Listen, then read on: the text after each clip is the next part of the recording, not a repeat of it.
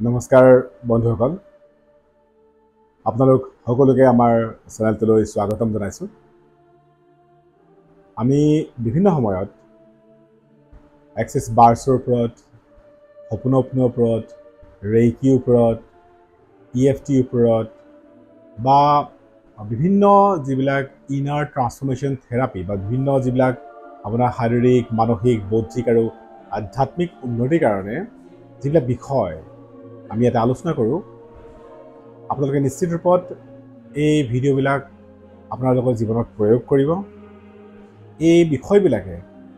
আপোনাৰ জীৱনত নিশ্চয় এক মিৰেকল সৃষ্টি কৰিব, এক সুন্দৰ আপোনাৰ ভৱিষ্যত প্ৰদান কৰিব। বন্ধুসকল, সাধাৰণতে আমি এই ধৰণৰ বিষয়বিলাক কিয় কৰিব লাগে? আমি আমাৰ প্ৰত্যেকটো সময় আমি সুন্দৰকৈ উদযাপন কৰিব বিচাৰোঁ, আমি সুন্দৰকৈ পাব বিচাৰোঁ। আমি আশা কৰোঁ যাতে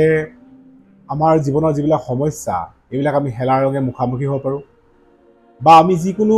নিগেটিভ পৰিৱেশত আমি হতাশ নহওঁ, আমি নিজক যাতে হেৰাই নেপেলাওঁ, ইত্যাদিবিলাক বিষয় আমাৰ থাকে।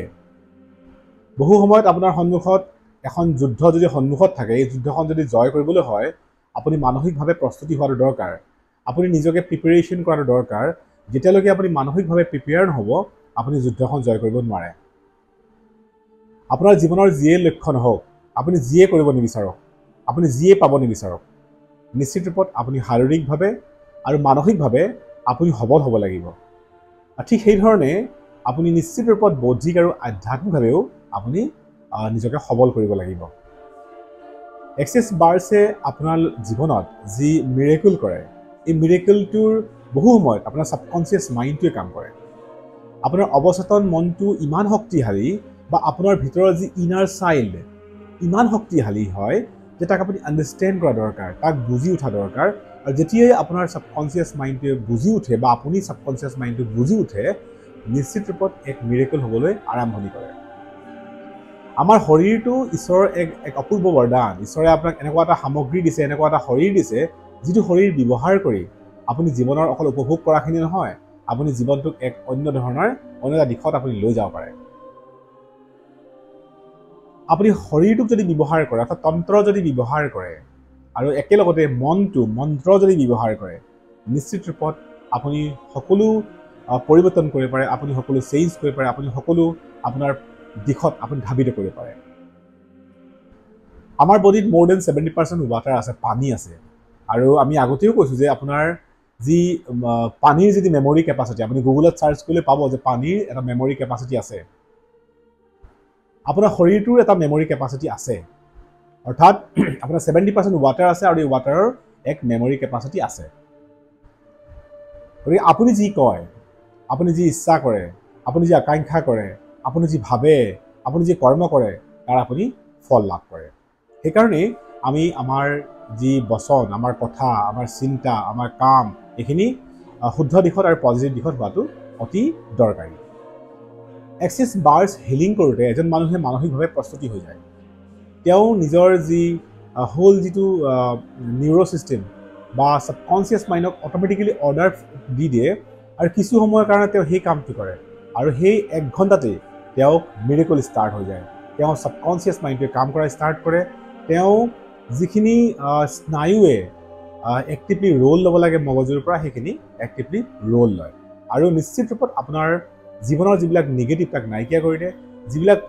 যিবিলাক নিগেটিভ সোমাই আছে তাক একদম ক্লিন কৰি দিয়ে, আৰু আপোনাৰ বহুত পজিটিভ আপুনি কিছু বিষয় বা পজিটিভ আপুনি কাম আপোনাৰ ভিতৰত আপুনি ইনচাৰ্ট কৰিব পাৰে। বন্ধুসকল, আমি জানো যে আমাৰ জীৱনটো আমি খুব কম সময়ৰ কাৰণে লাভ কৰোঁ। এই সময়খিনি আমাৰ কাৰণে অতি মূল্যৱান। এই সময়খিনিত দুখ, কষ্ট, বিভিন্ন সমস্যা আপোনাৰ সন্মুখত থাকিব, কিন্তু আমি বহু সময় দুখৰ মাজতে নিজক হেৰাই পেলাওঁ, আমি অভ্যাস কৰি দিওঁ, আৰু আমি দুখৰ পৰা ওলাবই নোৱাৰা হৈ যাওঁ। আপুনি যিকোনো এটা অভ্যাস যদি 21 দিন কৰে, দুখৰে হওক, সুখৰে হওক, ভালৰে হওক, বেয়াই হওক, ই আপোনাৰ তাত এই এটা ষ্টেবল হৈ যাব ধৰে, ই সদায় কাৰণে থাকি যায়। সেইকাৰণে দুখো যদি হয় আৰু সুখো যদি হয়, তাক সদায় আপুনি ষ্টেবল কৰাটো আপোনাৰ কাৰণে উচিত নহয়। আপুনি কণ্ট্ৰল ৰখা দৰকাৰ আপুনি তাক এটা কণ্ট্ৰলত ৰাখি আপুনি আগবঢ়াটো আপোনাৰ কাৰণে অতি গুৰুত্বপূৰ্ণ কোনো বস্তুৱে স্থায়ী নহয় দুখো নহয় সুখো নহয় গতিকে আপুনি অস্থিৰ হোৱাৰ কোনো প্ৰশ্ন নুঠে আপোনাৰ জীৱনত দুইটাই আহিব দুখ সুখ দুইটাই ক্ৰমাগতভাৱে আহিব দুখৰ সময়ত আপুনি ষ্ট্ৰং হৈ ফেচ কৰাটো দৰকাৰ আৰু সুখৰ সময়ত আপুনি তাক কণ্ট্ৰলত ৰখাটো দৰকাৰ যদিহে আপুনি ভাবে যে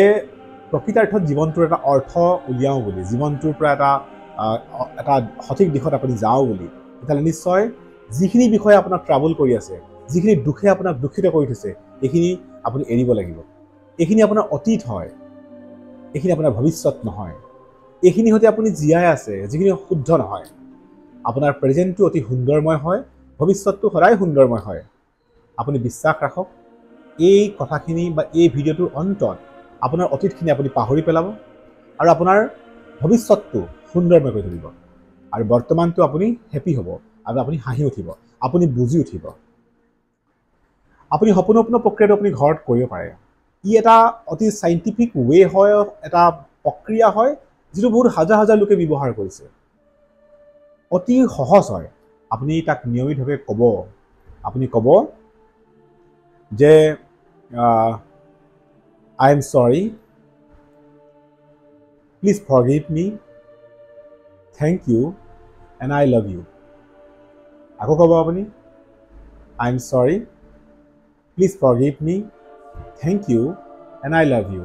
এই ধৰণে আপুনি বাৰে বাৰে এই প্ৰক্ৰিয়াটো আপুনি উচ্চাৰণ কৰিব আপুনি এক সুখানুভূতি অনুভৱ লাভ কৰিব আপুনি এক পজিটিভ আপুনি ভাইব্ৰেশ্যন লাভ কৰিব এই হোল ইউনিভাৰ্ছৰ যি এনাৰ্জি আপোনালৈ ধাবিত হ'ব